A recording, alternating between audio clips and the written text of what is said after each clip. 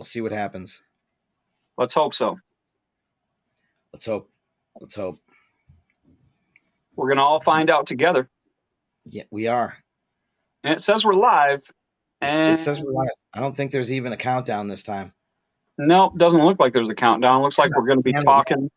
We tried to be cool, and nothing's cool, dude. We're not cool. No. I could have told you that. Not cool. Let me go on. Let's make sure we don't have any echo, too. You don't have an extra, like, speaker going or anything, right? I've got my computer speaker shut down. Dude, everything's backwards. Everything looks terrible. This is awful, dude. It's not great. Right now it says inset. It says inset something fucking weird and behind me. I don't even know what the fuck is happening right now. Are we supposed to be on one of our pages? Because I'm not seeing shit. Yeah, no, we're on, dude. Everything's good on the Sunset Strip page. We're live right now. It's active. Yeah, I'm on the Sunset Strip page right effing now, and it's not showing me. So let me refresh it and see if that does anything. God damn it! I would have thought we would have gotten better. There we are. Not only is it active, but I'm actually getting fucking CC at the bottom. I'm getting all the like words down there in case anybody has us muted. So fuck you people that have us muted. You'll still be able to read what we're saying. Excellent. I'm just trying to figure out how to make this thing big. Hey, Boobs McGee. If I typically if I rub something, that makes it bigger, but this isn't working. There we go. I know, right? Now it's bigger. It's all good. I don't know what happened to the countdown, though. I thought the countdown was going to be awesome, dude, and I fucking ruined it. Yeah. Well, I'm not going to call you out on that. We're learning some new shit. What's up, folks? How you doing? You guys probably thought, you thought we'd get better at this shit in the time that we've been gone. I don't know how long it's been, but we didn't get any better. Just like if you thought we might get better looking or we might get thinner, none of that shit happened. I'm uglier and fatter than I was 9 months ago. True story. I just realized I said 9 months as if I'm pregnant, but it has nothing to do with that. It's just I'm just chubby from being indoors.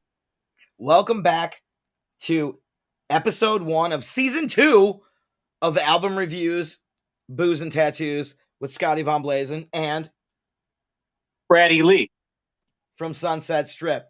We know you guys are awesome, man. We appreciate you coming out. I don't know how many people we got right now. We've got a few. There's some comments already going on. Shit's going to be happening. We'll see what happens. I don't care. We're kind of doing this loose, but we've got some stuff to talk about. We've got some things that are heavy. Yeah. So, just going to say before we get into that part of it, though,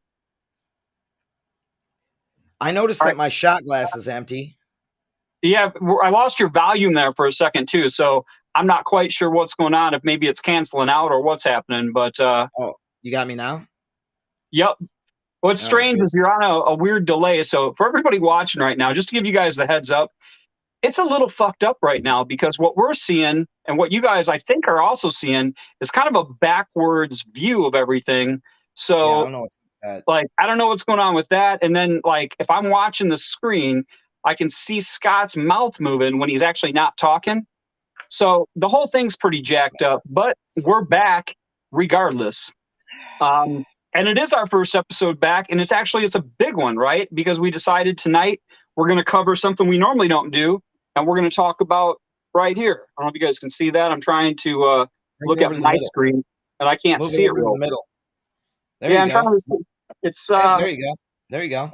Everything's all fucked up how everything shows, but there we go. Hold on, let's see it. So we're talking about the Big Four tonight, right? Yep. We're actually not completely talking about the Big Four, though. We're going to talk about two bands that are part of the Mount Rushmore of thrash metal known as the Big Four. And we're going to talk about the other two bands next week. So for those of you people that are thinking we're going to talk about all four of them, we can't be on here all damn night. So we're only going to talk about two of them tonight. And we'll talk about the other two next week. So you're going to have to tune in for those bands. And you'll find out in a little bit which bands we're covering. In honor of the Big Four, Scotty and I have decided that we're going to pick our top 8 songs. That's right, Scott. So we're doing our top 8 songs from each band. And you might ask yourself, why 8? Well, because 8's twice as many as 4, which seems appropriate since we're talking about the Big Four. And what's bigger than 4? 8. Good. 8 is bigger than 4. I appreciate what you got going on here, but we got a lot of chatter going on here. on the Yeah, chat. I'm So seeing. let me display some of this so we can see what's going on with some of these folks. We got a lot of stuff going on. Oh, we got Jimmy. Yeah, I'm seeing the people like in the. I'm on the page here, so I can see it all. Yeah, we got a bunch of stuff going on. What's You know up? what? Oh, This is great to driving see you me back. fucking mental. Let me try something here. Let me see if I Marlon, lose. If what's I up, lose you bro? guys, I'll get you back. Let me What's see up, if I lose fellas? you. Yeah, we couldn't get so lucky if we lost him, but I'm just saying. Oh, what's up, guys? Had a great time last couple of weeks. Rock on, Fred. What's up, dude? Just trying to show some folks up here. We got Sunset Strip when you guys coming back up to Mount Morris. Well, that's actually back down to Mount Morris for us, but yeah, that's going to be happening real soon, actually. So pay attention to enterthestrip.com. That's our website, and you can look at the show dates there that show what we're doing. Yep, I'm Uh, back. By the way, I don't know if you noticed I was gone, but we didn't. We just noticed you shut up for a few minutes. That was amazing. that's how you know that I'm gone. If I'm not Oh, talking, I'm probably not here. all right. Yep. Matt says the big four. He's good with that. So cool, man. Hey guys, So we appreciate you. Oh, Jill's hitting in from Madison. What's up, Jill? How you doing? We'll be back in Madison on February 19th that's at right, Boulevard. So check us out there. Bring out a bunch of people. And Fred, I know a lot of our people in Madison. We appreciate you guys, man. Want to see you out there. Marlon. So Yep, hell Fred, yeah, Marlon. Those dudes came down for the last show too that we just played at Splitters in Loves Park. Those guys made the trek out, so that was cool. yeah. Yeah, so what you guys are seeing now, we actually were trying a different service. Last time we were using Zoom. This time we're trying something different because Scott wants to play with all this shit here that he's displaying on the screen. The verdict or the jury is still out yet in terms of if we're going to stick with this because Because shit my doesn't shit's seem to be backwards. I don't know. it's I don't not know why it's rolling back. as super cool as it did before, in the Zoom world when shit was damn near free. It's backwards, yeah. I got to figure out this background shit. I don't know why it's backwards, but it's pissing me Yeah, off. it's all backwards. I don't give a shit. So, Whatever. all We're right. leaving it there. Yeah. So, I mean, I don't know what we've been gone for. What was it? We did the last one in May, which was the famous hot tub episode. Good, That was bad, a or good one. otherwise. That was the That hot last tub one. was awesome, dude, and I did not fucking break it. I don't give a shit what you say. Dude, don't start up again. Everybody that watched that episode saw you fucking pull the jet out, but we're not going to get back into that tonight. Going to try Bullshit. to keep things on a chill level. So first thing we're going to do before we get into all this stuff, let's give a happy birthday shout out to a couple of fans. Monica Miller, it's your birthday today. And super fan Deanne Becker, it's your birthday. So thank you, ladies, for supporting the Hey, band. gotta get some Happy shots. birthday to you. Sarah, bring your boobs in here and show me. I can't. Throw me some shottage. She's bringing Scott's them. using a play on words on this whole boob thing. He's having a really good time with the little boob glass that he's got in his hands, as you can tell. Well, it happens. Do you want to Dude, lean in? it's blurry as shit, man. I can't. You gotta step in though. Mm-mm. You gotta. Yeah, step dude, in. your screen is blurry as fuck tonight. Mine is. Yeah. Oh, it's rough, dude. It literally is like I'm watching you through cataracts or something. Maybe I you mean, have I'm bad. older. I get it. I'm older now, and my eyesight's not as good as it was 9 months ago. But I'm just saying, it's real blurry. All right. Well, You Sarah know what says hasn't happy. changed though? Check me out, dude. I'm as pale as ever though. Look at that shit, man. Happy birthday. I can make Casper look tan. Yeah. So Nice. all right, I already did it, but we're doing it again. Apparently, we're doing happy birthday again to Monica and Deanne. Thank Happy you, birthday, ladies, for coming to Monica, the shows. Deanne. Thanks for We appreciate watching you guys. tonight. Love If you. you're on, I know Deanne's on. I don't know if Monica's watching, but all right. So there's that. We do have one other thing, and Scott, I'll kick it over to you to mention. Basically, we have a shout out for another couple fans of ours. Not quite as happy as a happy birthday. We lost one of our fans over this past weekend, and it's a super bummer. You want to pick it up here? Yeah, we don't want to bring down the vibe on everything, but in light of everything that's been happening, we're super bummed. We had a really good fan and good friend of ours, our buddy Mikey, unfortunately lost his battle with COVID this last weekend, and we're all super bummed about it. It was a big shocker. Him and his wife Shelly, we want to give our a shout out to them, our band. I speak for everybody when I say we're super bummed, we're super sorry, and our condolences to everybody. It hurts us bad, Mike was such a Yeah. great dude, full of life, very very fun loving guy. Loved our band, loved Motley Crue, loved coming and hanging out with our shows with his wife, with Shelly, and they're really good friends of ours. And over the time that I've been in this band, we developed a really good friendship. And unfortunately, he just passed away from COVID this last Saturday, and he had some other complications that went along with that. But yeah, folks. Basically, we just wanted to give a shout out to Mike and to Shelly, and to thank them for all their support over the years, really. Obviously, we hope to still see Shelly, but we understand if that becomes a little difficult for a while. But yeah, huge shout out to Mike, man. And let's if you got a drink in your hand, let's do a toast for Mike. Mike, we love you, brother. As Scott said, we don't want to bring tonight's episode down, but we definitely wanted to acknowledge that. And huge fan, awesome dude, big personality. He's going to be missed. Cheers to you, Mikey. We love you, brother. Do one for Mike. Great dude, man. Great dude. And yeah, he's going to be sorely missed at our shows, and all his friends and family. Can't say enough good things about him. His service, for those of you that might not know, is going to be this Sunday, and I'm pretty sure the whole band's going to be attending, at some point or whatnot. So you can hook up with Shelly to try and find out what's going on with that. But yeah, Mike Condier, is that his last name? I can never pronounce that correctly. I don't know. I don't know how to pronounce it. So yeah, basically we can drop something maybe in the comments or something like that. Yeah, we'll definitely do that. And then we can kind of refer. Actually, I'll see if I can do that right now. Yeah, that'd be cool, man. So I believe that's the spelling of Mike's name. So, all right, we're gonna move on from that. But again, thank you guys all for bearing with us on that. We just wanted to touch on it a little bit. So we're gonna jump into some other stuff. What's been going on? I mean, really, since our last episode, other than us being out there and playing some shows and just trying to keep on keeping on, right? We've seen some of you guys at the shows, and hope to see all of you guys at the shows that are coming up this year. The band is actually playing this weekend at Fozzie's in Loves Park, right off of Riverside there. I'm actually not playing the show. So we got our buddy Phil filling in. And for anybody who wants to know why I'm not playing the show, it's because Scott doesn't like me.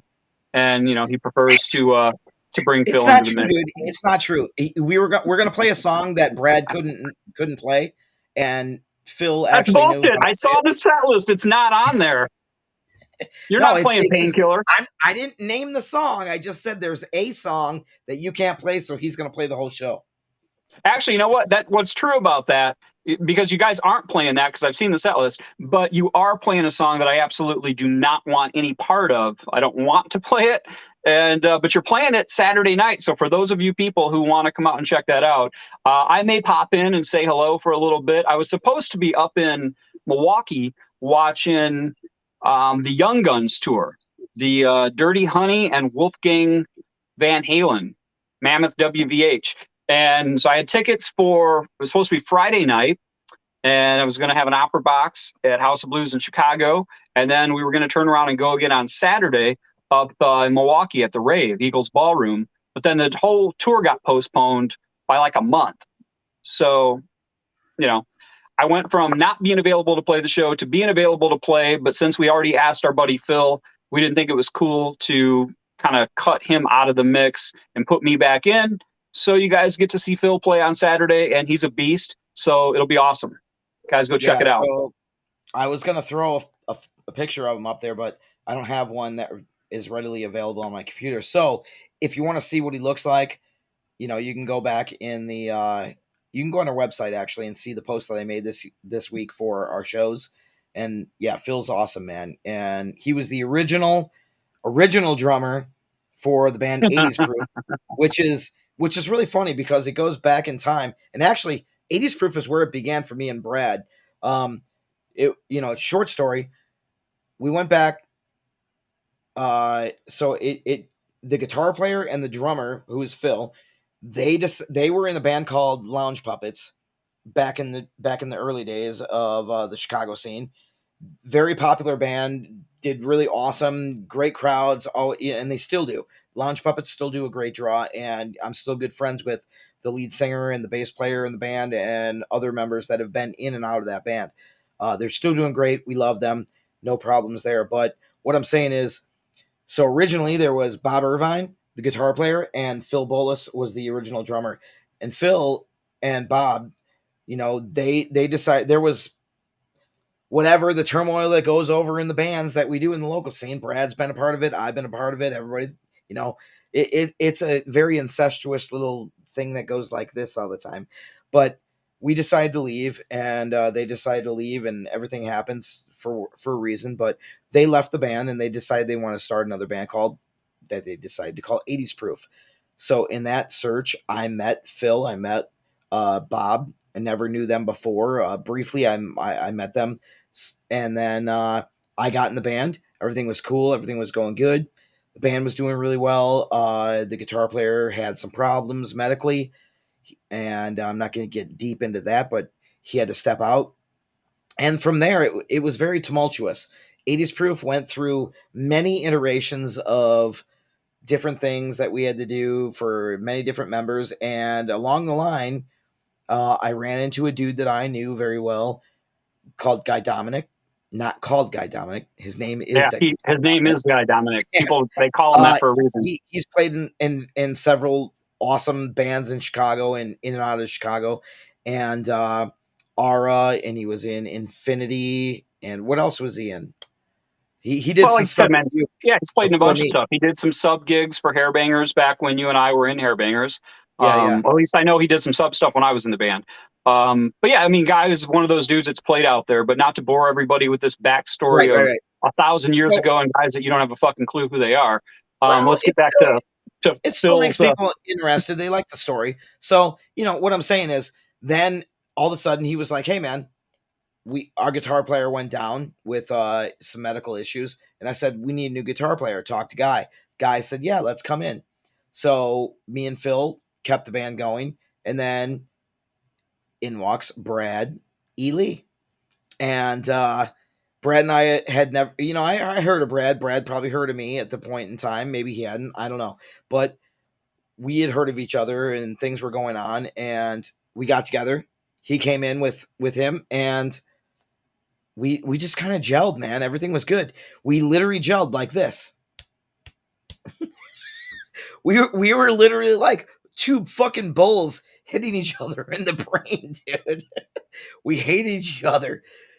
It wasn't a hate from a personal perspective. It was more a hate of we had similar we had similar tastes on how things should be, and we gained respect for each other over the years for our work ethic and the things that we wanted to do to drive, what we wanted to do as musicians.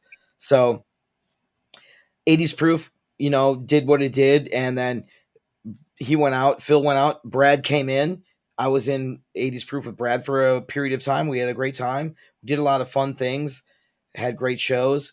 And then fast forward, after that band, I got the opportunity to come into Sunset Strip. Sunset Strip was doing, good stuff. We started building, started getting bigger, better, doing a lot more fun things. And then, unfortunately, Chico at the time had to step out of the band. And then Brady Lee was available. I talked to him, said, hey, bro, you're a Rockford native. What do you want to do, man? You want to come in? You want to do what you want to do and do what you can do? And we knew his ability. We knew his, his work ethic and everything that he does. He's not the best looking dude, but we brought him in anyway. So yeah, he's been a integral member of the band ever since, and he's doing a great job. And we love him. He's our brother, and here we are doing this stuff for you tonight. Boom. Boom. Does that mean you're done? I think my hair actually fucking grew during that story. I'm not joking. I think I have to actually schedule a haircut now This because is why I of hate that this thing going. motherfucker. He's always got to bullshit shit all the time. Oh, it's fantastic. Have you missed us? You guys missed this shit, didn't you? Damn. That's so awesome. This is usually the stuff that's behind the scenes that most people don't get to see of he and I just taking jabs at each other. So I think truly you guys don't give a shit about what we talk about usually. You just want to see us pick at each other over and over again, which we'll do that too. That's fun. So one of the things that Scott actually wanted to do, and I thought was a really good idea, we called this thing album reviews, booze, and tattoos, yet I don't think we ever have really talked about tattoos during Talking it. about you. What's that? Bryce is talking about you. He likes to hear himself talk. Oh, I think that he's talking about you, dude. 100%. Oh, awesome. He knows. Yeah, he knows how singers are, man. It's not your fault. That's just a singer thing, dude. It's cool. But I think anyway, that was a cool story. That was a cool story. it could have been a cool story, but it just carried on and on. It was kind of the Energizer version of a story. It goes on and on and on. Anyhow, but I'm trying to give you credit here, dude. You actually had a cool idea. You said, you know what, if we're going to do this again, Scott called me up, I don't know, about a month ago and said, what do you think about bringing this thing back? And I said, yeah, it's really funny because I was just thinking about how a year ago we had just talked about starting to do this thing. And we kind of missed it a little bit at, having not done it for a while. Summer months get busy. You guys don't want to sit in front of your computers on a Thursday night. Usually in the summer, people want to hang out and have some drinks and go see some bands and shit like that. So that's why we didn't do it during that time. And then we just kind of forgot to pick it up during the winter until, we got reminded about it. And here we are. But anyway, point being, Scott wanted to do some stuff with tattoos where we actually talk a little bit about that stuff, which I thought was a good idea since it's part of our title and we really never talk about it. And he and I both love tattoos and have them. So that being said, I wanted to bring up a couple different artists, and we're going to try to do this each week where maybe we can turn you guys on to some people. So this week I'm going to mention a couple artists, and then next week Scott's probably going to mention a couple, and we'll just keep going back and forth like that. And if you guys have somebody specifically that you like, then you can mention it in the comments and maybe turn some people on to their work or to their websites or whatever. It's kind of part of this whole deal. So the first artist that I want to mention is a national guy. And some of you people probably already know him or know his work at least. His name's Nico Hurtado. So his name is spelled Nikko Hurtado. So if you go to nicohurtado.com, guy's from California, and the depth in this dude's work and his ability to make his art look 3D is incredible. If you guys pull him up later, you're going to see what I'm talking about. Scott, I don't know if you're familiar with him or if you've ever seen his stuff or not, but the dude's amazing. He is he's probably my favorite artist that's out there. I'd love to get something by him, but I'm sure there's a humongous waiting list, and it's probably like a shit ton of money to get tattooed and whatever. I think we'll have him on another episode later. What's that? We'll probably have him on another episode later. Oh, we'll have Nico on that. That would be a huge get for us, man. That would be incredible. But if we can pull it off, that'd be amazing. So I mean, dude, I'll let you work your magic on that. I'll do it. Do it, dude. I encourage it. This is one of those times where I am cutting you loose and saying, "Have at it, my man." But from a more local level, a buddy of mine, and actually he's probably watching tonight. I don't remember if I've seen. Let me look in the comments and see if he's on here. I think he is. Anyway, it's my buddy Matt Strelo. Yep, he's on. And he just recently got this cool Goonies piece done by a dude named, I shit you not, his tattoo artist name is Joe Perry. And he's from a shop called Sacred Art Tattoo, and they're located in Roscoe, Illinois. He's an Aerosmith. He's also an Aerosmith, yeah. It's not the same dude. That'd be kind of weird if you went to get tattooed and Joe Perry was sitting there and he's, one hand he's tattooing you and the other hand he's playing like Dude Looks Like a Lady or something like that, or Loving an Elevator. So it's not the same Joe Perry, but anyway, Joe Perry, Sacred Art Tattoo in Roscoe. Scott, you got the ability to pop that photo up so everybody can see my buddy's tattoo? Hang on. I can do that. This is one of the cool things about Restream, this site that we're using. Scott's got a lot more ability to play around with backgrounds and shit. So it may take him a second, but hang on. Yep, I got it. Hang on. Bryce, I just saw that he says I would never talk shit about a fellow Husky. That's awesome, dude. What? What do you say? We both went to the same high school, man, when we actually went to high school. Uh-oh. So we were from Harlem Huskies. So he'd never talk shit about a fellow Husky. So now I definitely know he was talking about you. Uh-oh. My man. Hang on.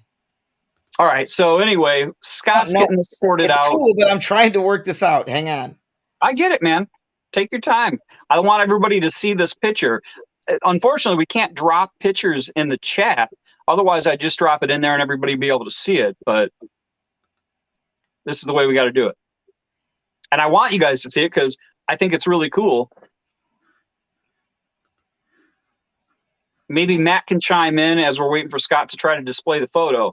Matt, what I don't know about your tattoo is, was it a picture that you just took in and asked this guy to do for you? Or did you have kind of an idea in your head of what you wanted and then he drew it up for you and made it kind of come to life or that type of thing? That I would love to know because it's such a cool idea. Scott's still working on it. It's eventually going to pop up here. Sorry, I'm going to do it. Hang on. I'm all aflutter with anticipation over here, I'm telling you. Tracy, I see your comment. Who did Karen's tattoos? The same person that did Karen's is the guy that did the majority of my tattoos. His name's Andy, and he's got a shop in Belvedere. I've turned a bunch of people onto Andy's work also since he did mine. I've had mine for as long as I can remember. I don't know, like 15 or 16, 17 years now. I don't even know, but I told him I kept referring so many people to him. Pretty soon I get like a free toaster or something, but I haven't got the toaster yet. So I've stopped referring people to him. God damn it. And Matt said he had an idea and they played off a couple of different pictures. And again, if we're able to see the photo, if it happens, if it doesn't happen, then you know what, maybe Matt can drop it in or something in the chat. I don't know. I'm just trying to work on it, dude. I don't know how to do it. So give me a minute. So I'll try to describe it to you guys while Scott's doing his thing. And if we can get it up, cool. If not, you know, you can't always get it up. You know what I'm saying? Sometimes too much of this prevents that. But anyhow, Matt's tattoo, it's a Goonies tattoo. And it's basically, it's a picture of One-Eyed Willie. And it's got all the little, all the gems, all the jewels and shit over the eye. And yeah, it's just badass. I don't know. I wish we could see it. Or Matt, like I said, I don't know if you're able to. I don't think it'll let you pop it in the chat since it's like a community chat, but maybe. If not, dude, just go out to our webpage and see if you can drop it over there. I don't know if you can do that either, but otherwise, you know what? Matt's on here. You guys can see his name in the comments. So click on his page and you can see it. He's got it. He posted it to his page. I don't know, sometime last week, I think, Matt. That's how I came about it. It was kind of ironic because Scott had just said that he wanted to talk about tattoos, and I wasn't really looking for one. I already knew I was going to mention Nico Hurtado to you guys. And then next thing I knew, Matt had a cool tattoo that he posted. So right on. Yeah, not really sure how I can do this. Restream is just giving us the big fuck you. You can't put it on your background? I'm trying, bro. I'm literally trying. Fuck up our universe here with some of the photos I wanted you to display. That's a bummer. Fucking lame, dude. This is lame as hell. All right. Well, you know what? While Scott's trying to get that to pop up, you guys know that I like to turn you on to different things. So in the past, I don't know, 8 or 9 months, however long that it's been since we've been gone, I discovered this thing on TV, which is pretty bitchin'. It's free. And you guys probably already know about it, so I'm the old dude that doesn't know about it. But it's called Tubi, Tubi, and it's it's like a Netflix or a Hulu or all that shit that's out there. The difference is it's completely free, and they've got movies and all that kind of stuff. But what I dig about it, you guys know that I love documentaries. I've talked about that a bunch since we've been doing this, and documentaries and books and audiobooks and all that shit. So the cool thing with Tubi is, all these docs are out there for free. So like there's one, I think I talked about it on a previous episode, maybe I might have mentioned it. Chris Holmes, the guy that used to play guitar for Wasp, he's got a documentary called Mean Man. So for all you Wasp fans out there, check that out. It's out there for free. There's one on Slash called Slash Raised on the Sunset Strip. Kind of make the little connection there with Sunset Strip. There's also actually one just called Sunset Strip that talks about, you know, the whole area and kind of the way that thing came together and some of the clubs that are on it. And anyway, there's a ton of free content out there. It's super awesome. So I would recommend to check it out. Most of you can probably pull it up. I've got a couple LG TVs, so there's apps already out there, and I am anything but techie. But I'm, you know, you can probably go out there on most of the shit that you pulled the stuff up on and find the app and include it in your stuff. It's worth it, man. I'll tell you straight up. Jimmy just mentioned there's a Skinner movie and there's a Charbel documentary, and the Charbel documentary is actually really cool. I watched the Skinner one and the Charbel one. I think I watched two Skinner ones. One was good and one was kind of shitty.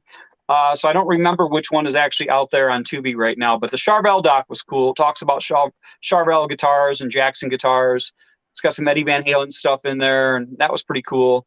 Randy, are you going to see Wasp when they come through this winter? Dude, that's a great question. I don't know, man.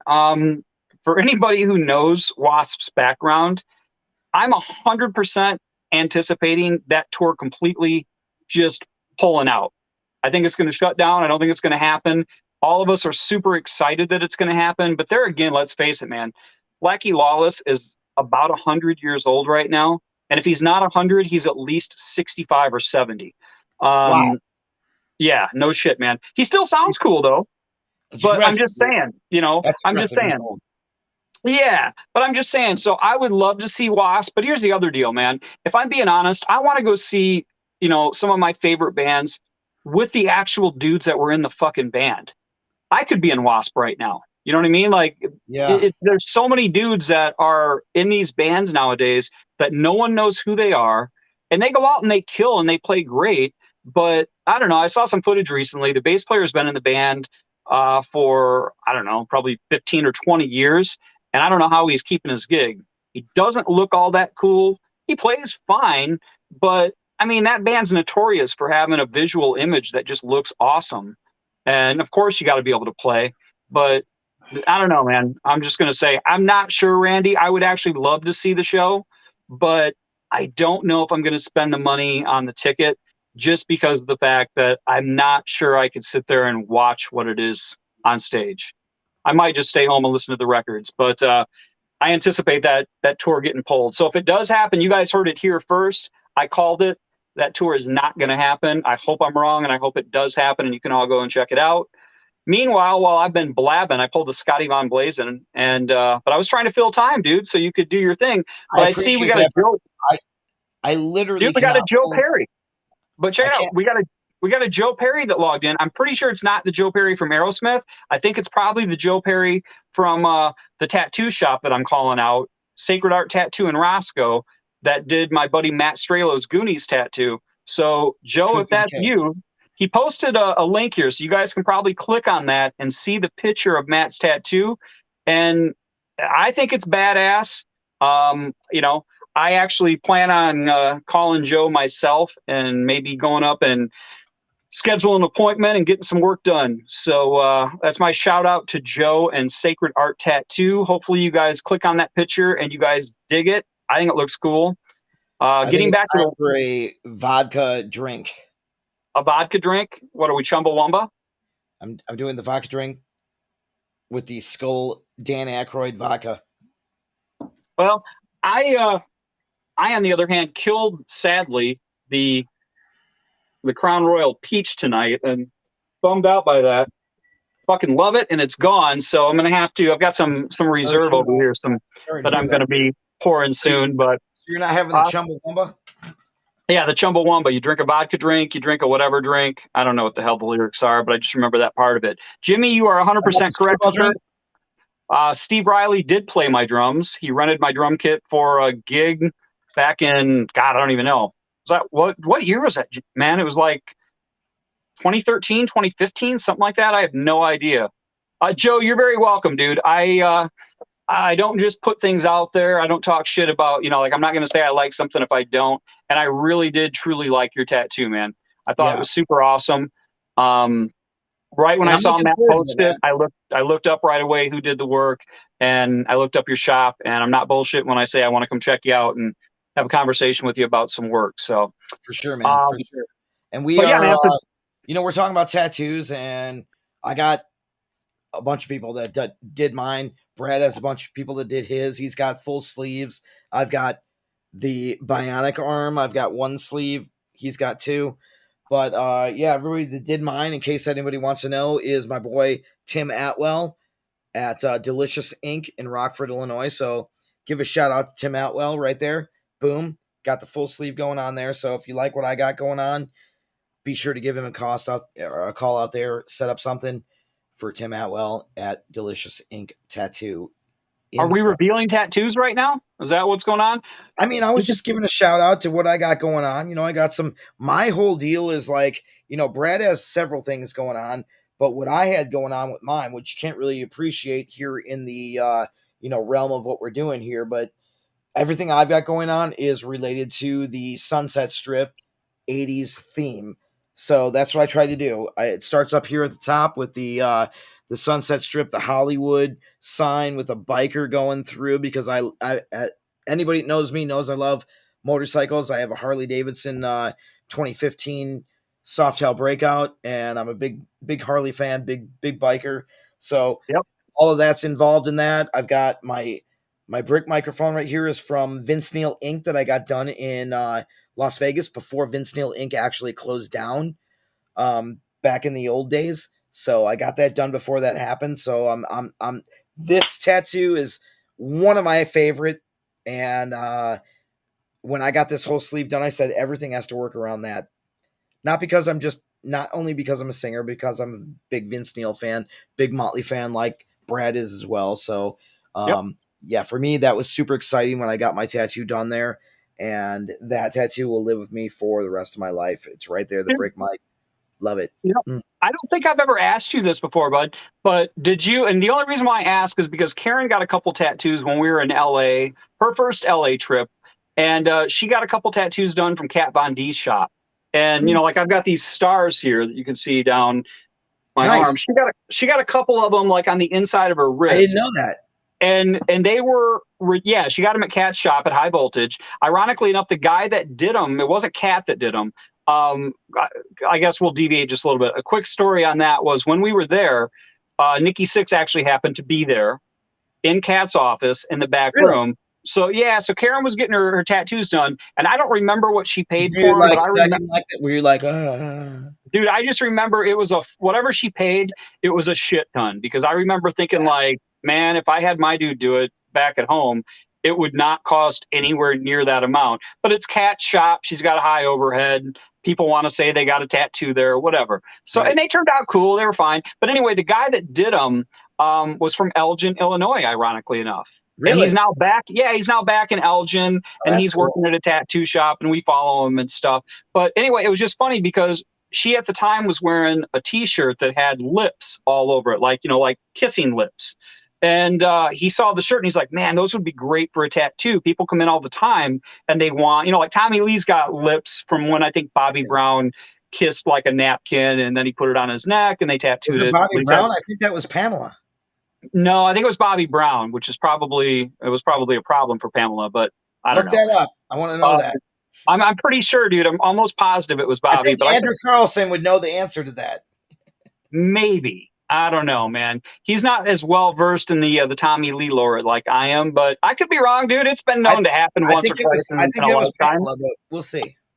But no, actually, you know what? I can guarantee it. Andy, since Scott called you in on this, do me a favor, look it up. You're going to see a picture. There's actually a famous photo of Tommy licking Bobby's face, and as he's doing he's got that tattoo on his neck. Anyway, so point being, Karen's got this shirt on that's got all these little lip things on across, and the guy's like, hey, man, that would be a cool thing. Could I get a print, like, can I take a copy of that, a photocopy of it, so we can use it if somebody comes in and wants it? And I'm like, dude, if you just want to see your boobs, go ahead and ask, man. I don't give a shit. But, he was trying to be smooth about it, apparently.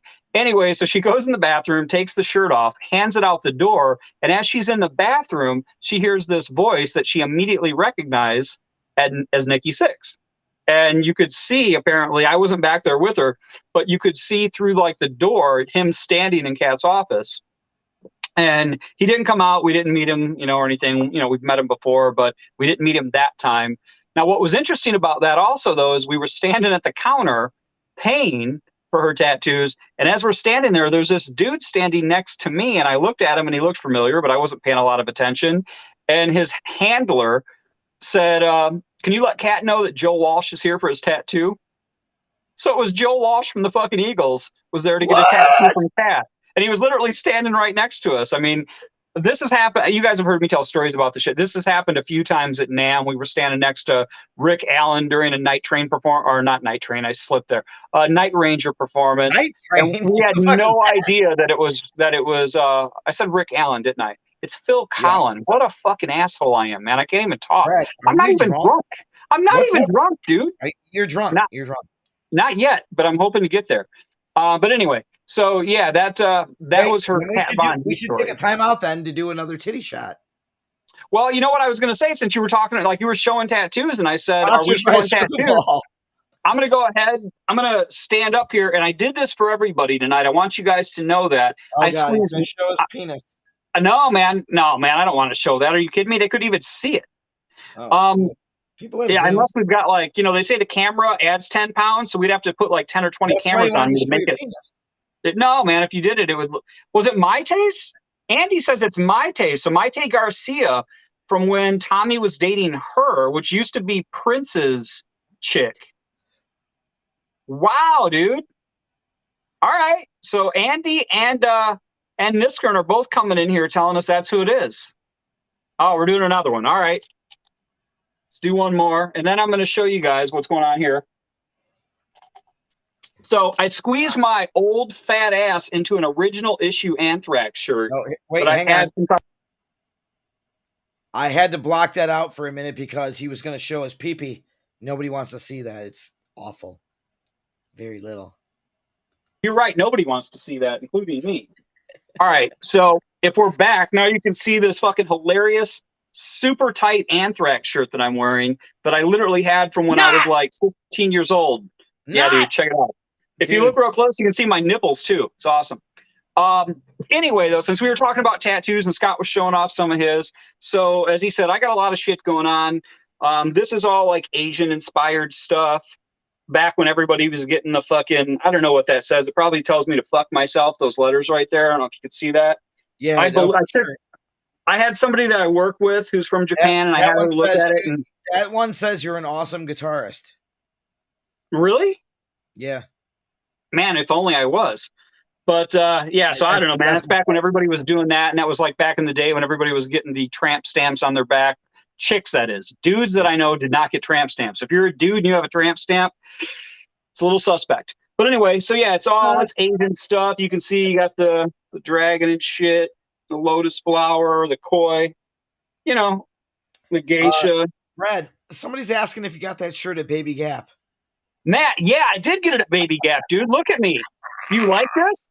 I did this for you guys, man. I squeezed my fat ass into this thing. Amazing. I found it literally packed away, and I started laughing. I put it on and asked Karen what she thought, and she started laughing. And I knew right then I absolutely had to wear it tonight because why the fuck would I not, man? I'm not trying to look cool. It's not possible I could look cool. So good. I'm going to look like a complete idiot regardless of what I do. I mean, look at this shit. I'm going to look like a fool, so I may as well really accentuate it and put on like a, I don't know, this thing, it says large on the tag. I'm not shitting you guys. It says large, but I'm convinced it's a fucking extra small. I mean, look at how tight this fucking thing is. It is ridiculous. It's amazing. Dude, it's awesome, right? So, again, I did this for you guys. I hope you laugh your ass off about it. I don't want to see anybody take a picture of it and then put it on a T-shirt and show up at one of our shows of me wearing this tight-ass shirt looking like a fool, though. That would not be cool. Do the right thing, people. Don't do that. Anyway, so on the other arm, bunch of Nightmare Before Christmas shit. You got Jack Skellington, Boogie Boogie. You got the Lock Shock and Barrel, Boogie Boogie. Mayor. Just a bunch Boogie of Boogie. random shit. You got a Travis Barker Ghetto Blaster. So if you guys know Travis Barker, and he's got that big fucking Ghetto Blaster on his chest, I thought it was cool. So my buddy Andy at Andy's Tattoo Crew and Belvedere put that on. So, you know, we kind of really got all over the map here talking about tattoos. I thought we would just kind of hone in on a couple. I really wanted to just give a shout out to Joe Perry at Sacred Art and talk about Matt Stralo's tattoo. But man, we took this thing another direction. Whatever. It's good. We've been talking for about 49. Well, we came in late. We were 4 minutes late as typical. So we've been talking for 45 minutes and we have not uttered one fucking thing about the Big Four other than we plan on talking about two of the bands from the Big Four. No big surprise. You guys can already tell which one of the bands we're talking about tonight. We're definitely talking about Anthrax. It's aggressive. And again, if you guys look at this thing, so if you look at the way the bands are listed there, it's Anthrax and Megadeth and then Slayer and Metallica. So tonight we're talking about Anthrax and Megadeth. Next week we'll talk about Slayer and Metallica. So if you guys want to play along like we normally ask you guys to do, then have your top eight songs ready next week from Slayer and Metallica, and you can tell us. Tonight you're going to have to go off the cup. Did I say cup? Jesus Christ, I'm starting to think I am drunk. I don't think so though, dude. Anyway, you might be, dude. Off of this much, like this tiny amount? I don't think so, man. Anyway, we're going off the cuff tonight for you guys. If you want to throw in your favorite songs from Anthrax and Megadeth, you got some time.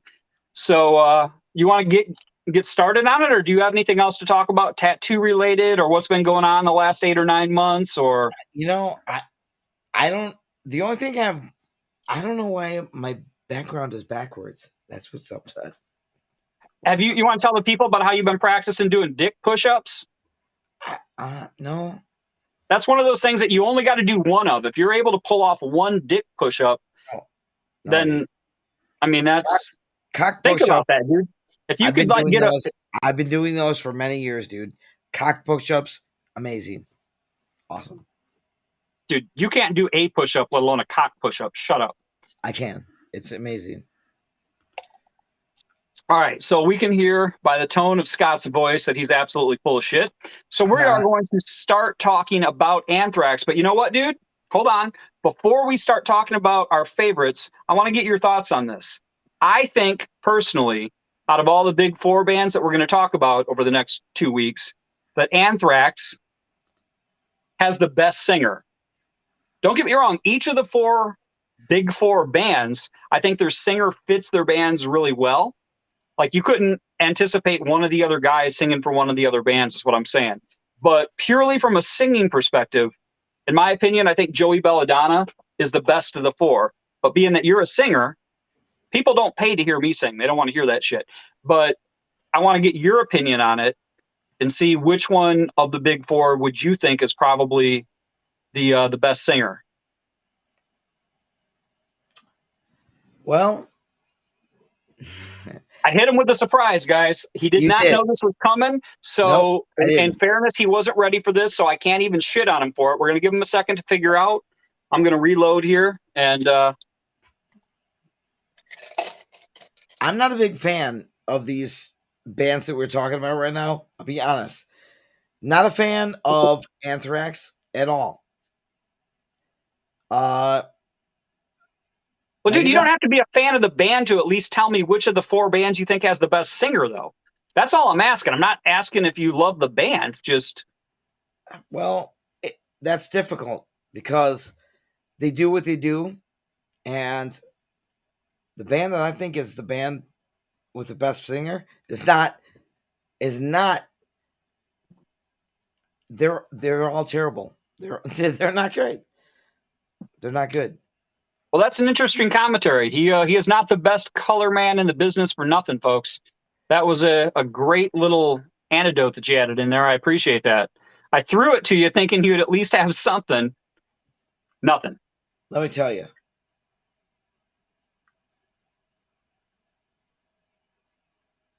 Joey is not a good singer.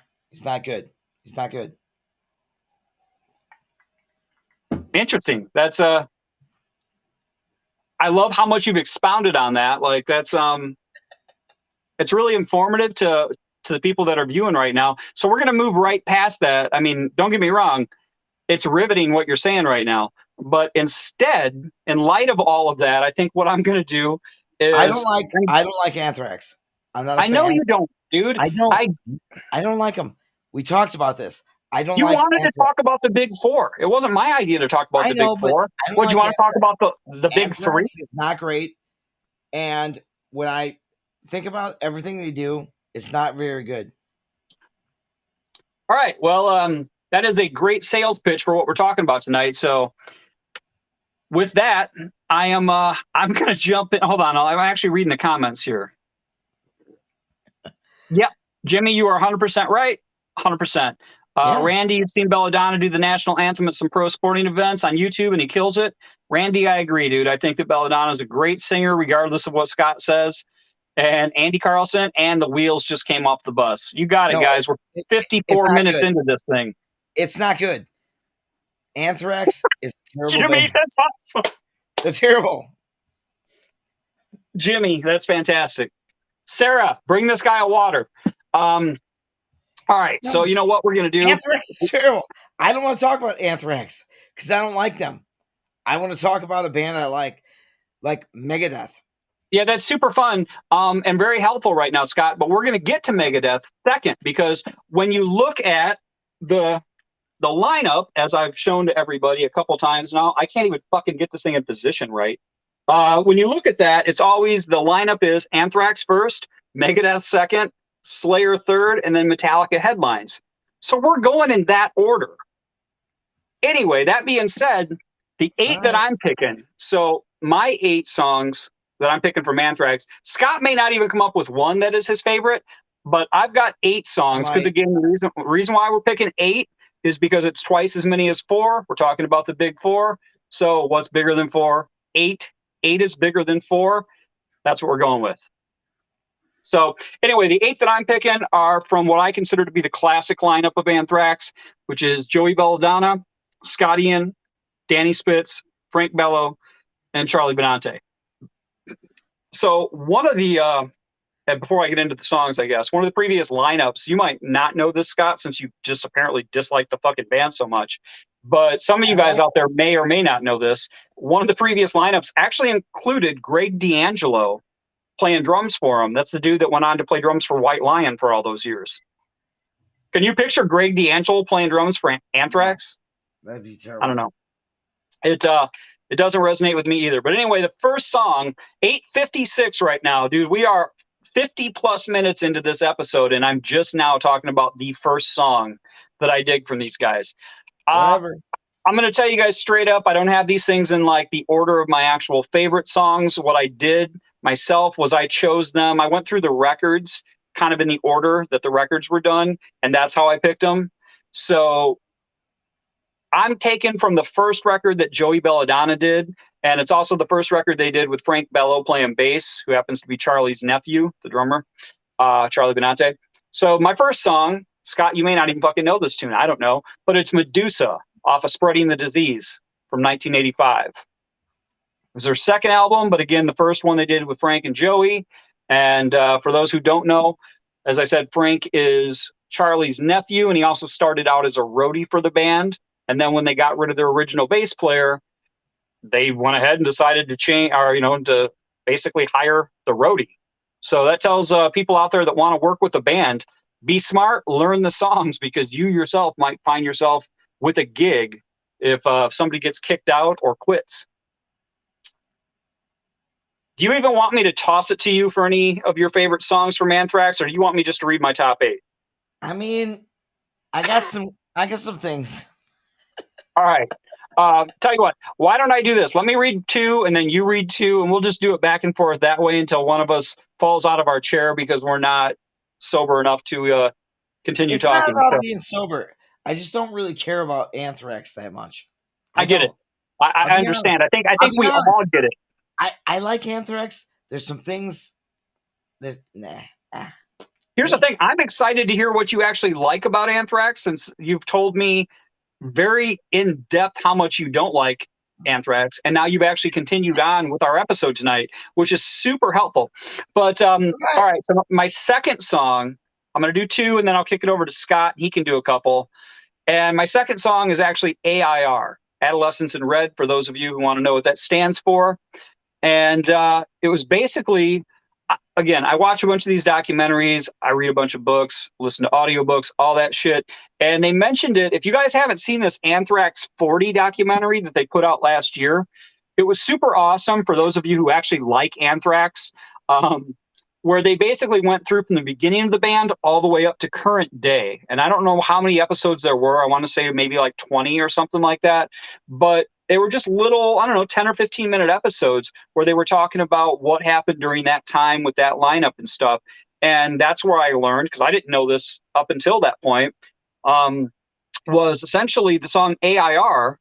Charlie, by the way, Charlie Benante, the drummer, writes a bunch of the songs, pretty much most of the songs. You wouldn't think a drummer does that, but he plays guitar. And he wrote AIR after the whole record had been completed. They already recorded it. It was done. And he wrote that tune, and he wanted to include it because he said he thought it fit the band at that time. And they went ahead and set everything back up, recorded that tune, added it to the album, and it turned out to be a super classic song. And it, as Charlie said, it's one of his favorites. And I agree with him. I think it's awesome. So for those of you guys who know what that one is, check out AIR. And again, and Medusa, that's my favorite tune from the Spreading the Disease record. Do you even have two, my man? I'm going to be stoked if you even have one that you can contribute right now. I'm going to be super excited. I think I have two. Yeah. So I have a story. Okay. The lead singer had a studio in Algonquin, Illinois. With really, I did a lot of bands back in the day, and we had fun. We did a bunch of studio things. We just went and partied. We had a good time. The bands that I was in back then didn't do shit. We had nothing to go on. We were just having fun, doing what we did, partying and whatever. But the lead singer had a studio down there, and we were like, oh shit, the lead singer of Anthrax has a fucking studio here. We never, I actually didn't even believe it. I'm like, yeah, they're like, yeah, no, he has a studio. I'm like, yeah, whatever. And then one day, hanging out, partying, we went upstairs. Yeah, he had a studio. We were hanging out, having a party. We were having a good time. Everything was fun. Don't know who the guy is. Still don't know who the guy is. Didn't really ever care about Anthrax. It's not my thing, dude. But hey, well, it's not everybody's thing. You know what I mean? Like, that's the nice thing about music. Not everybody loves it all. Antisocial, and what's that one? Scott, not that. Those are. Did you just say Scott? Yeah. Wow. Well, that's what they said in the song. They did not say Scott. They said not. Yes, they but so hold on. Let me get this straight. So you're saying that Antisocial is one of yours that you picked, right? Yes. Okay. Did you know that was a cover? Don't care. It's not even their tune. It's a cover. I do not like Anthrax at all. Okay. So the one that you're talking about where they say that you're going doon to doon doon doon, not. That's actually this one right here, which is the I'm the Man single. Yes. That's the original fucking cassette that I had from when I was a kid. Well, I still have this thing. I don't know why. Although, you know what? Some of you hipsters that are watching this shit will probably be able to tell me, for whatever reason, people are back into digging cassette tapes. I don't know, man. The coolest part about cassettes were that they were portable, but they didn't necessarily sound awesome when you'd play them. And then they'd get that thing where it starts eating your cassette and all that bullshit. But anyway, I'm the Man. I'm with you on I'm the Man, dude. That is one of my songs that I have listed here. I love that one. It was super cool because that's the first band aside from the Beastie Boys that came out and had like rock going on with a rap sort of thing. The Beasties did it obviously where they had some rock guitars going with No Sleep Till Brooklyn and off of Fight for Your Right and stuff. But I did not like Anthrax at all. I'm sorry. Thank you for that. My thing, dude. Ed. I think at this point, everybody that's watching this thing understands that you don't like Anthrax. So what I'm going to do is I'm going to do you a solid right now. I'm I'm going to take over and talk All right. more about Anthrax with the folks. So that way you can get yourself a refill or take a squeege or whatever it is that you got to do. And that way you don't have to talk about Anthrax anymore. Although I do have a question. You mentioned the singer having a rehearsal space in Algonquin. Was it at Heavy Metal Headquarters? Yes, that's true story. I used to rehearse there too, dude. Yeah, I had a that was spot. cool. So that Yeah, was man, I had cool. a spot back in the day there too. I think most bands, So if you were a suburb band, chances are you probably rehearsed at Heavy Metal Headquarters at least one time, because everybody did. You know who owned that place, by the way? Just a little side note to what we're talking about. Go ahead. Do you remember the dude that sang for LSD, Life, Sex, and Death? His name was Stanley. He acted like he was a bum and shit. Yeah, he did. That He was the owned it. dude that owned that place. So when I Yes, actually he did. called to rent a room, I talked to that guy, and the guitar player that was in the band with me at the time, I was in a band called F&R, and the guitar player, Lenny Bertucci, was the one that told me. He goes, "Oh, did you talk to Stanley?" And I'm like, "Yeah. How do you know him?" And he goes, "Dude, that's the singer from LSD." Yeah. I was like, "There's no way Absolutely. that was the same guy, man. The dude from Same LSD dude. looked like he was fucked up all the time." He's like, "No, man, it was just an act." That's the guy. Like, he's actually like, a business owner and shit like that. So yeah, funny story there. Like, we ended up renting a room from Stanley from LSD. Which, by the way, if you guys want to check out a cool band, check out the record, The Silent Majority from LSD. They just released it again on vinyl. I don't know, about a month ago. I picked up a copy. It's on red vinyl, double vinyl actually, and it's badass. That record rules. But all right, I'm going to finish up my Anthrax conversation here so we can get into Megadeth, which is a band that you actually like, and that'll be good for everybody. I like Megadeth too, and I've got some Megadeth stories as well, but I want to at least hit the Anthrax stuff for those people who are dialing in who actually want to learn about or want to talk about Anthrax. So I already mentioned Medusa, AIR. My next song that I'm going to, because now I'm working into the next record, which was Among the Living, released in '87. And Among the Living, the title track of the record, was actually one of my picks. I really love the way the guitar starts out on that one. It's kind of got an eerie vibe. The next song that I'm going to mention, and I'm going to kind of run through this fast just because we can tell that Scott is not an Anthrax fan. For anybody who's paying attention or anybody who's just now tuning in, Scott does not like Anthrax. He doesn't like Anthrax. So why we're talking about Anthrax tonight is beyond me, but we are. So let's go ahead and have fun with it anyway. So the next song that I'm picking off of Among the Living is Cotton and Mosh. And dude, I know you don't know about this, but I can tell you Jimmy Niskern, Andy Carlson, Matt Strelo, these dudes know about this. And I'm talking about that open guitar chord at the beginning of Cotton and Mosh, and then that guitar chunk, that sound, that gunk gunk. Just those two things fucking mix so perfectly together. They sound awesome. And a little side note to this one, the lyrics for the tune were actually written after their guitar tech fell into the crowd during a show when he was going out there trying to do something because people were jumping on stage and acting all crazy, and ended up having to go to the hospital apparently because he got injured. And when he came back, they asked him what happened, and he's like, "Oh man, I got caught in a mosh." And they were like, boom, that is the perfect like song title right there. And that was another story that was in that Anthrax 40 documentary that you guys can find on YouTube. And it's also actually mentioned in Scott Ian's book, the I'm the Man book. So I would check out both of those things if you're not like Scott and you're actually an Anthrax fan. Check them out. You guys will be happy you did. They're super fun. My last song that I'm going to talk about from the Among the Living record is Indians. And for the people that are familiar with that tune, starts out with this cool drum rhythm thing that Charlie does where he's playing quarter notes on the toms and then playing like his double hit drum parts. And it's got kind of like a tribal feel to it, but it just fits the tune perfectly. I mean, the song's called Indians, and it starts out with this little... It's killer.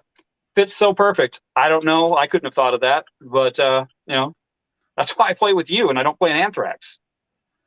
But actually, see, if I played an Anthrax, you wouldn't give a shit about it because you don't like them anyway. We already talked about I'm the Man. Like Scott just said, that's one of his favorites from the band. I love that one as well. Last two tunes I want to talk about from Anthrax, or at least off of the classic lineup, would be Be All End All. And I see my buddy Andy Carlson commented on this one, and he loves this one as well. That one's off of State of Euphoria, which is this album back here, if you guys can see it. and that came out in 1988. And the cello part at the beginning of that song alone is worth buying the record. That fucking part is so haunting and awesome in such a cool way. It's like such a cool way to start a record, in my opinion, before everything gets heavy and starts ripping out. Last song I want to talk about is the song called Finally. And as Scott's thinking into his head right now, goddamn, he's finally done talking about this. Not quite. I still got the John Bush era to talk about. But Finally is a song that I actually played at my first live gig ever back when I used to be young and thin. So you guys automatically know, dude, that was a long time ago. That's when I could still fit into this fucking t-shirt, all right? It was in 1991, and I was in like a metal band called Social Corruption, and we played our first gig at the Sinisippi Park Band Shell. I might have even talked about this on a previous episode, but back when they used to have this thing called the Walkathon, where they would raise money, people would walk and raise money for whatever. I don't even remember what it was for. Somebody here probably does. But anyway, we played at that event, and this was our last tune, a song called Finally. It was pretty badass. For the people who are not like Scott, who are Anthrax fans that are watching this, for those of you wondering why I didn't include I Am the Law, it almost made my list because it's super badass, but I was trying to stick to the theme of only picking 8 tunes. But with that, I'm already completely off it because now I'm going to talk about the John Bush era. And just mention, and dude, you might like this though, man, because during this era, they were a different sort of band. Like when you and I talk about Motley, everybody knows that Scott and I love Motley Crue. And when Motley put out that 94 record, the self-titled record with John Corabi, they sounded completely different. They didn't sound like Motley Crue anymore. They sounded like a new band. And when Anthrax put out The Sound of White Noise in 1993, that's kind of how I feel about them too, man. I think they sounded like a completely different band. You know, they didn't have the same vibe that they had with Joey Belladonna. And their sound was just, I don't know, it was completely different to me. I think the album had a darker vibe. It didn't really sound like the Anthrax that we all sort of grew up with. I think the first single Only was super cool. And dare I say, it was more radio friendly than probably any other Anthrax song that ever came out, with the exception of maybe Scott's choice, which was the Trust cover of Antisocial. That was, I think, on the radio and stuff. But I really think that that Only was probably the most radio friendly song that they put out. And then on the heels of that, there was a couple other tunes that I thought were super cool. And I'll be honest, I don't fully remember which ones they released as a single in what order. But there was a tune called Black Lodge that I thought was super cool and kind of moody. And then I also dug the tune Room for One More. So for any of for you guys that are into that, that's my take on that stuff. And just to hit on the record that came in between State of Euphoria and Sound of White Noise, there was a record called Persistence of Time that came out. And I didn't think it was a bad record. Like, I just didn't connect to it. It just wasn't really my thing. But what I did want to show all you guys is, I always have a story about some of this shit. And I was fortunate enough one day, actually, I can tell you the exact day because I wrote it right here. If you can see that shit, I don't know. But I wrote the date on here. But I got these drumsticks, and Scott was going to display a photo for me, but because we're having issues with this Restream thing, I've got these sticks that I got from a photo shoot that I was able to assist with. And it was a photo shoot with Charlie Bedante and Mike Portnoy, the drummer from Dream Theater, and Mike's went on to play in like a shit ton of bands.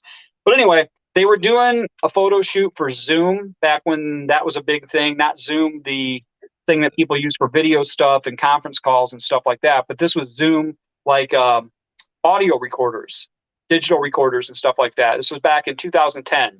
July 18th of 2010, actually, is when I did this.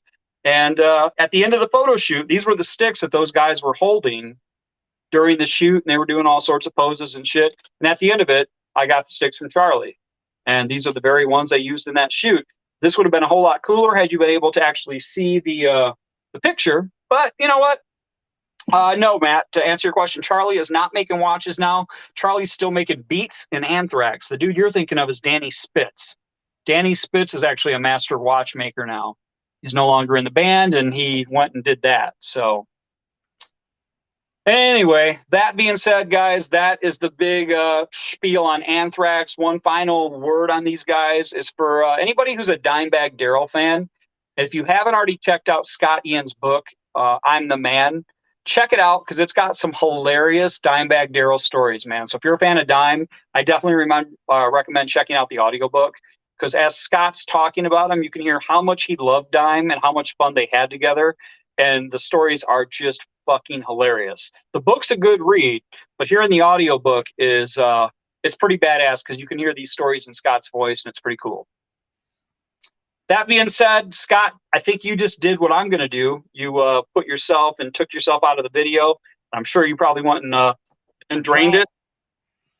So do me a favor, man. Jump in here and hold on. I got some notes about some side projects. Shit, some of these people are going to kill me if I don't talk about this. And then I got to take a piss. SOD. So if any of you people remember this band, they had a record called Speak English or Die back in 1985. And it was Scotty Ian, Charlie Benante, the original Anthrax bass player, whose name was Danny Lilker, and he went on to play bass in a band called Nuclear Assault. And then it was the lead singer from a band called MOD, Billy Milano. And how you guys would be familiar with it, most of you watching this, is that the song March of the SOD was used as the intro for Headbangers Ball way back in the day. You know, when we all used to watch that. The very beginning of the show started out with this this riff, and it was that tune. And then I think they also used one of their other songs called Chromatic Death. I think that was used at some point. But don't hold me to that because I don't know that for fact, and I really didn't do my research, so fuck me, what an asshole. And then the only other comments that I have here is there was another band that Scott Ian did with two of the dudes from Fall Out Boy, and I know you guys are thinking, oh yeah, Fall Out Boy, fuck those dudes. But actually the band was really cool. It was a band called The Damned Things, and the singer was a dude named Keith Buckley, who was in a band called Every Time I Die, who were just in the news this past week because apparently they decided to split up, and Blabbermouth picked up the story and they were talking about that. But they had a song that came off of their first record, their debut album called Ironiclast, came out in 2010. And the song was called Friday Night Going Down in Flames. And it was a cool song. It definitely sounded more like a heavy version of Fall Out Boy than it sounded like Anthrax. But I still thought it was cool. So if you're not familiar with it, look that up on YouTube. Check it out. The Damned Things. And the song is called Friday Night. And then in parentheses, Going Down in Flames. Cool tune. Final thing to mention is Frank Bello, the bass player of Anthrax, who's Charlie's nephew, who briefly played in the band Helmet. If you guys are fans of that band, which I think Helmet are awesome. Cool band. Did you say they're awesome? You actually like them, Scott? Yeah. All right, man. We're back to common ground. Scott and I are back fucking on point again. He likes Helmet. Anyway, that wasn't really a side project of Frank's. He actually just played in the band for a while when he was kind of not doing live shit with Anthrax. But anyway, he put out a book recently. And as again, I say, I buy books all the fucking time. So here's his book that I just got. I haven't even read the fucking thing yet, but I don't know, it's supposed to be cool. It's kind of about when his brother got killed, which is kind of a heavy thing to talk about. But I don't know, I'm looking forward to diving into it. So when I do, I'll let you guys know, but otherwise, pick it up, check it out, and you might dig it. That being said, Scott, let's talk about some motherfucking Megadeth, dude, because I know you like that. And while you're talking about Megadeth, you take me off of the screen here because I'm going to step up real quick, and nobody wants to see my fat ass sticking out of this little baby gap T-shirt as I walk away. That's going to be horrible. There's a lot. Megadeth. Wow. What do I got to say? We got some stuff going on with the four that we're doing. Megadeth. He was supposed to be a part of the big band that became Metallica. So I don't even know what to say right now. We got so much going on.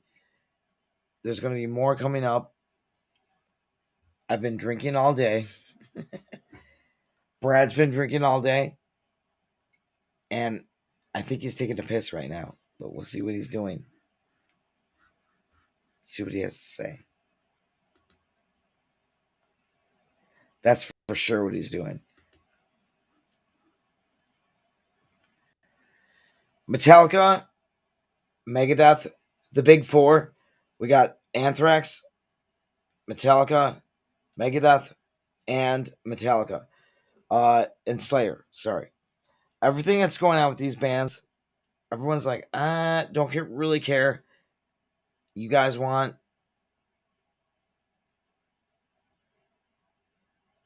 Metallica, but that's really it. I'm like, there's more to everything than just Metallica. So let's talk about this. See what's happening. Hold on, dude. I'm coming back. Bring me in. Bring me in. Add me back into the show. I got you in. I gotta be All right, honest. dude. I'm I'm back pretty to save the day. I'm pretty fucking drunk, dude. Dude, I don't think anybody is surprised to hear that at all. You know what, guys? I gotta apologize. I'm fucking embarrassed. You know what's happened over the past 8 or 9 months while we've been gone? I've been Is that drunk. I've gotten 8 or 9 months older, and apparently I can't make it through a show without getting up and taking a piss. If you remember when you guys watched us all the episodes before, I never once had to get up and piss. But apparently I can't make it more than an hour and 20 minutes, an hour and 15 minutes probably when I got up. That's not good, man. Anyway, so I don't know what Scott just told you. I did hear as I was walking out that he was super excited to talk about Metallica. Here's the thing, man. We know that Metallica and Slayer are the two major bands out of the big four. There's a reason why when you look at the billing, it's Anthrax, Megadeth, Slayer, and Metallica. I get that, and that was the whole point of this, is we're going to lure you guys in back for next week, and I swear to God, we're going to try to be a little more sober, so that way we can actually kind of articulate what we're talking about. But it's called, check it out, dude, it's called Old Man Bladder. That's right, dude. It sucks, man. That never happened to me before. But so next week, we will talk about Slayer. We will talk about Metallica. We know that you guys all love those bands, so thank you for tolerating us talking about Anthrax, and we're going to talk about Megadeth now. But hopefully you guys dig these bands too. Even though Scott does not like Anthrax, I think there's a couple of you watching that probably do like Anthrax. And maybe, you know what? Maybe you guys learned something you didn't know. What I haven't seen yet is no one's told me what their favorite Anthrax. Actually, hold on. I got Jill Shar has posted her favorite Anthrax album post 80s is Worship Music in 2011. And dude, you are right. Worship Music was a great record. But I haven't seen anybody did nobody give a shit about Anthrax? Was I just talking to myself on this? Or do you guys actually have some favorite Anthrax songs? Post them in the comments if you have them. All I can say is not. Yeah, dude. Not. Right? So, all right, we're going to talk about Megadeth now.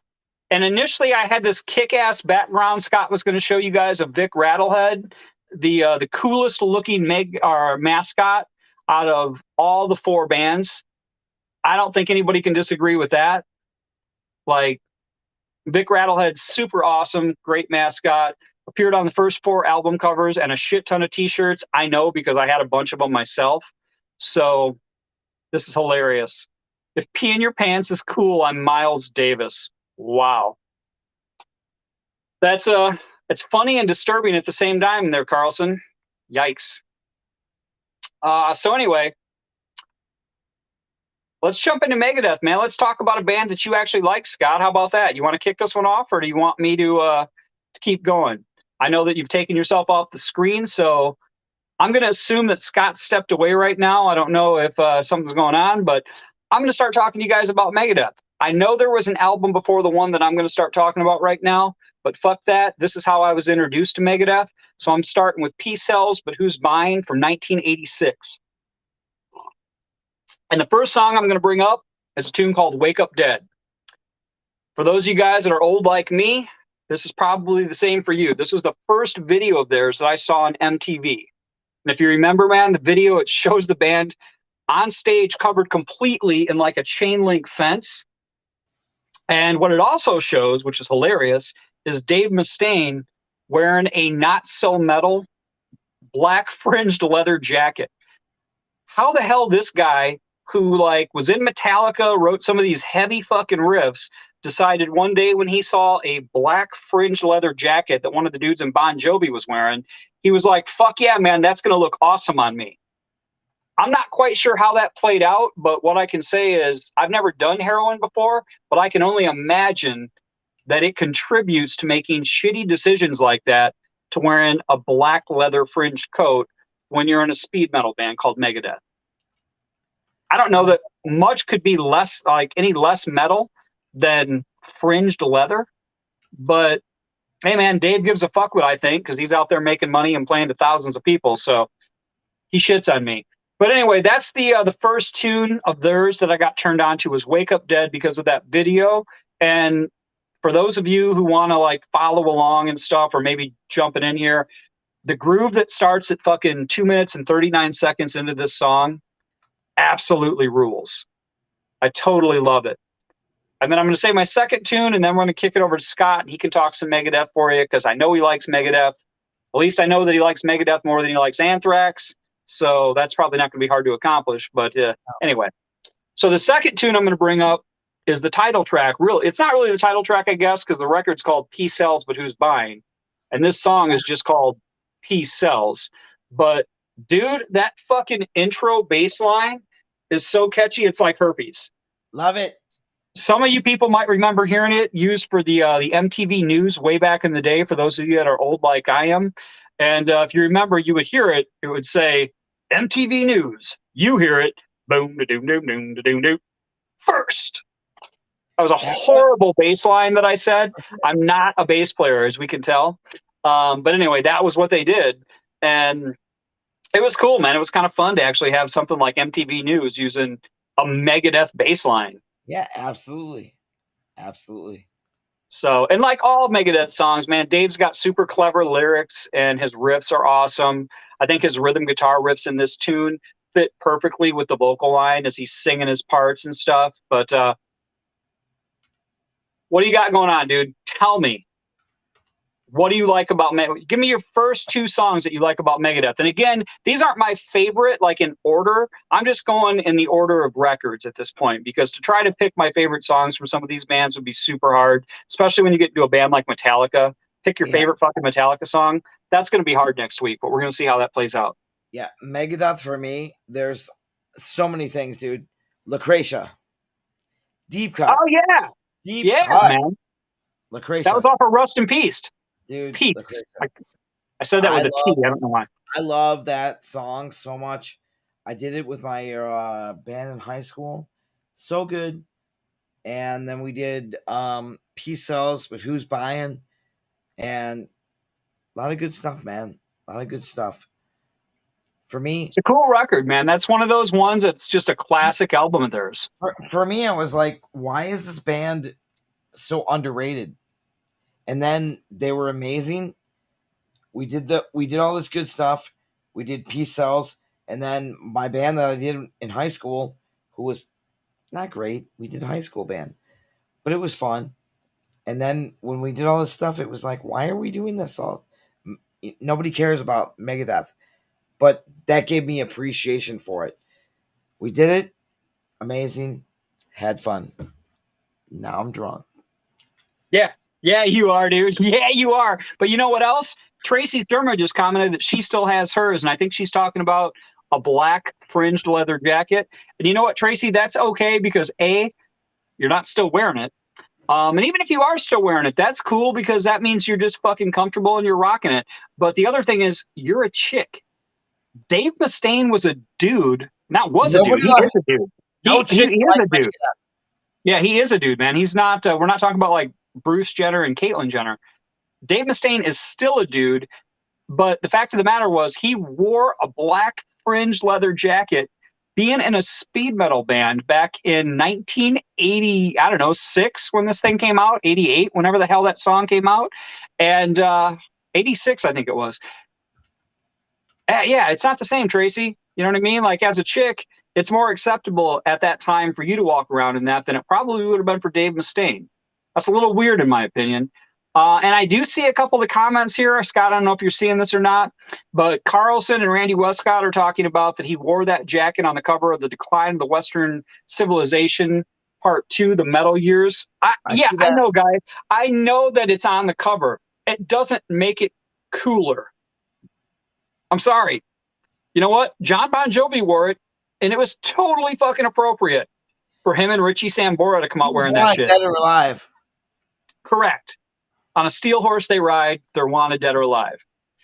But what I'm saying is, Dave Mustaine and Megadeth, little suspect, man. Fringe leather, not quite the look, man. If you look back at all the photos from back then and you see all the dudes wearing black leather jackets, not one of those motherfuckers was wearing fringe. Now, you know what? There could be something to be said for that. On the other hand, I guess you could say it because Dave was so fucking metal, he decided he was going to wear a fringe leather jacket and fuck all you people who disagreed with him. But I don't think I'm wrong in thinking that more than myself looked at that and thought, what in the hell are you wearing? Exactly. You know what? That's the exact same thing people are talking about right now is they're tuning in and they're looking at me. They're thinking two things. They're like, God damn, is Scott drunk tonight? And the other thing they're thinking is, what the fuck is Brad wearing? How did he fit his fat ass into that tight shirt? And all I'm going to tell you people is Crisco oil. Cooking oil, man. You put that all over your chest. You smear Crisco all over your chest, and you could slide a tight T-shirt on like that, man. It pops on like nothing. Getting it off is going to be a little bit tricky. I'm not going to lie there. I might have to cut this thing off of me tonight. But getting it on was pretty slick. See what I did there? Slick, Crisco oil. I like it. I'm clever, not going to lie. All right, so I'm going to jump into my third song from these dudes. I'm going to the next record, which was the record from '88, So Far, So Good, So What? And this song that I'm talking about is probably one that you dig too, Scott. I'd be surprised if you don't think this one's cool. In My Darkest Hour.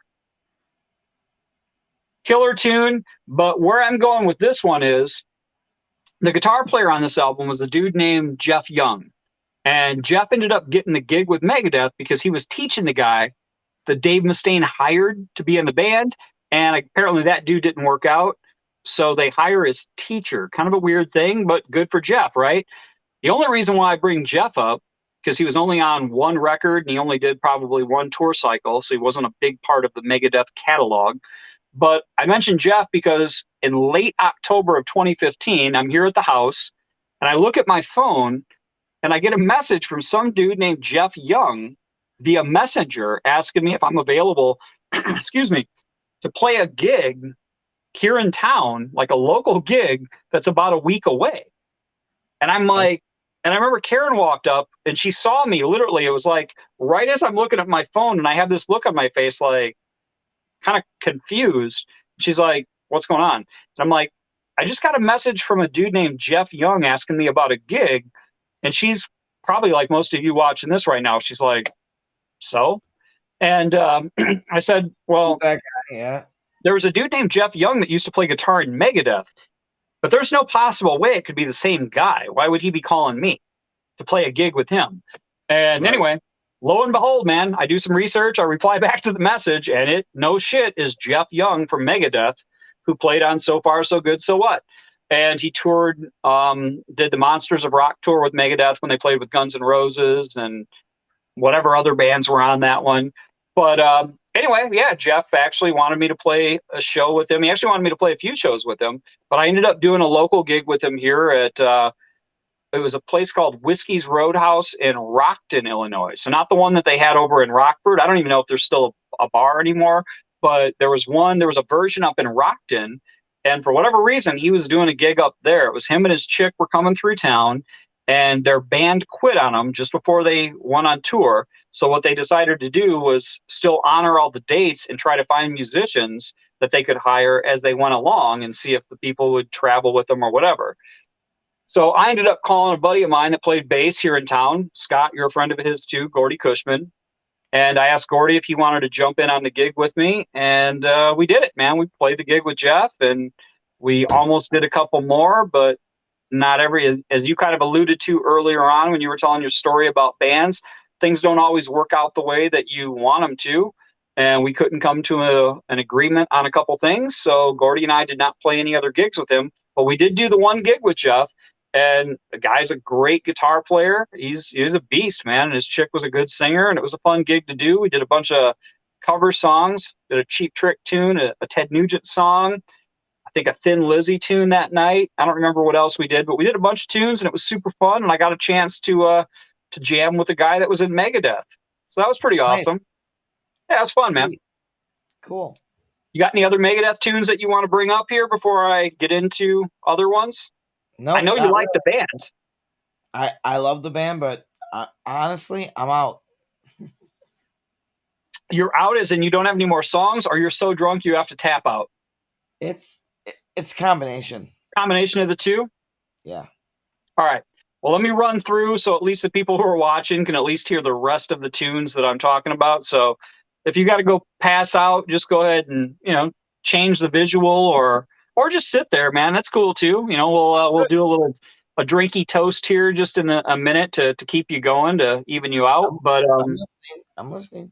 I'm all right, man. So the next tunes that I'm going to talk about, I was on 3, so I got 5 more songs, and the remaining of my 5 songs come from what I consider to be the most polished sounding lineup that Megadeth ever had. And you guys might disagree with me. I don't know, but that's okay too. But anyway, it's the lineup that had Dave Mustaine, and of course it had Dave Ellefson, the bass player that was with Megadeth for a long time, who recently last year left the band due to some crazy shit that went on, if you guys followed that story. But anyway, what I'm talking about is when Marty Friedman came in on guitar and Nick Menza came in on drums. That's what I look at as the most polished sounding lineup that Megadeth ever had. So I'm jumping to 1990's Rust in Peace record, and I'm talking about Holy Wars, The Punishment Due. Nick played on 4 records after this one, or including this one. Marty played on 6, including this one. So they were kind of, a little bit different tenures with the band. And sadly, Nick passed away in 2016 from heart failure. The dude actually was on a gig with a jazz fusion band of his, played a couple songs, and then collapsed on stage and passed away, which is a super sad thing. But anyway, those 2 dudes played on the remaining 5 songs that are in my top 8 here. So let me jump into these. Again, Holy Wars, The Punishment Due is my number 4 choice. And again, they're in no really order, just kind of going in the order that the records were put out in. Next song would be Take No Prisoners, which also came off of Rust in Peace. And for me, I just dig that start-stop double bass pattern that Nick plays at the beginning, and then the way like the vocal shout-alongs go with kind of the vocal line that Dave Mustaine is singing. You guys are familiar with that tune. You know what I'm talking about. If you're not, check it out. Super awesome. And then now we're jumping records, and we're jumping into the Countdown to Extinction record from 1992. And it's actually a song that Scott and I played back when we were in 80s Proof together. I know he mentioned that Phil was the drummer from 80s Proof originally. What he left out of that was Phil was in the band, and then he wasn't in the band, and I was in the 80s Proof. And then I quit 80s Proof, and then Phil came back, and then Phil left the band, and I came back to 80s Proof. But regardless of all that back and forth bullshit, we played Symphony of Destruction together. And it's a cool tune, man. I think it was the first single that came out off of that record. The record was produced by Max Norman, who, if you guys, remember me talking about LSD from Chicago earlier, well, there was another band from Chicago kind of around the same time, a band called Mind Bomb. And those dudes actually had their initial record that was produced by Max Norman, who did the Countdown to Extinction record, and he also produced the Blizzard of Oz record for Ozzy, the Diary of a Madman record, and I believe that he produced the Bark at the Moon record too. But anyway, Symphony of Destruction, another one of my picks. The title track, Countdown to Extinction, from that same record, another one of my song choices.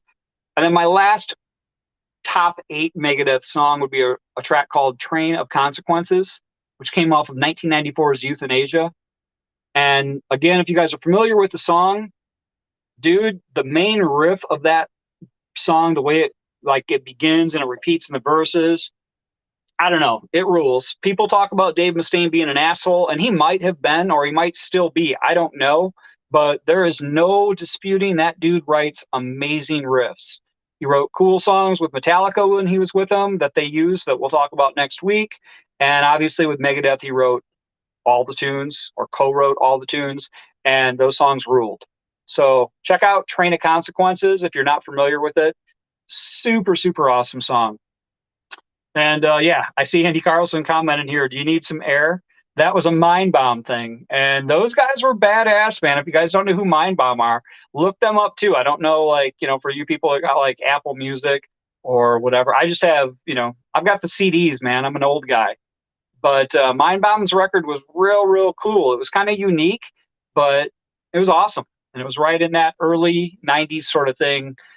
And I don't know. I thought they were a cool band. I think we have officially lost Scott, but I'm going to go through and check out some of these comments that you guys sent through and see what I can talk about here. So let's see here. We've got Ray commenting that he might have been trying to come out of the closet. Dude, I don't know what Dave was doing. I don't think that's what he was doing. He just thought it was a cool jacket. Again, I wear some questionable shit, so I can't really make fun of the guy too much, but I'm just saying it was an interesting choice for a guy in a heavy metal band to wear a fringe leather jacket. If he was in Poison and he was wearing it, man, I would have thought it was totally fine, but he was in Megadeth, and it was kind of a weird choice. Carlson coming in with the deep cut here that he played the opening solo on Sanctuary's cover of White Rabbit. Wow. That is a humongous deep dive there, Andy. I can promise you that as deep as I am on some of this shit, I've never heard that. I'll look it up tomorrow. But yeah, man, that is balls deep, as they say. And he's also coming in My Darkest Hour is one of his favorite songs, Mary Jane, Hook and Mouth, all cool tunes. Rest in Peace, he's saying front to back. It's actually Rust in Peace, my man. Not Rest in Peace, but I follow what you're saying. And you're right, every song, it is absolutely fantastic. That record is a kind of a masterpiece. Same thing really with Peace Sells, but Who's Buying? Another great record too. If you haven't listened to System Has Failed or 13, do so. Andy's telling you to do it right now. He's telling you to log off this thing, stop listening to my silly ass talk, and go check out those records. I'll be honest with you, dude. I have not listened to those albums. I like Megadeth, but I tapped out at a certain point in time. I don't listen to them. Let's see. Carlson's saying he's my co-host at this point. But Scott's back, dude. He just chimed in, and he looks a little bit, dare I say, man, I think he actually looks like he's sobered up a little. Am I right, dude? Do you feel a little bit better? Did you go pee out some of the toxins?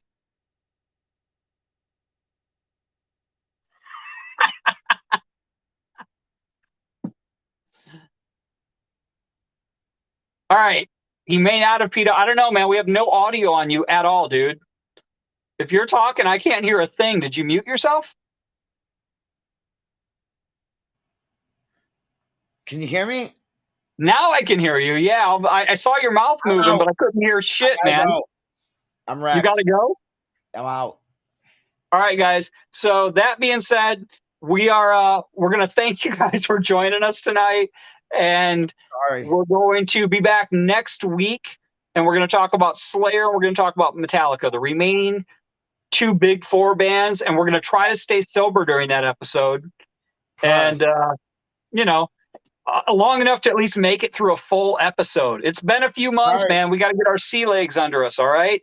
Thank you guys for joining us. Go check the band out. They're playing Fozzie's this weekend on Saturday night after the Packers game. I know that's a big deal for some people. So when that game is over with, or if it's a blowout, they'll start on time. But otherwise, they're going to wait until the game's over. Then the band's going to kick up. I think I'm going to show up and have some drinks with you guys for a little bit. I'll probably be there for like the first set or so.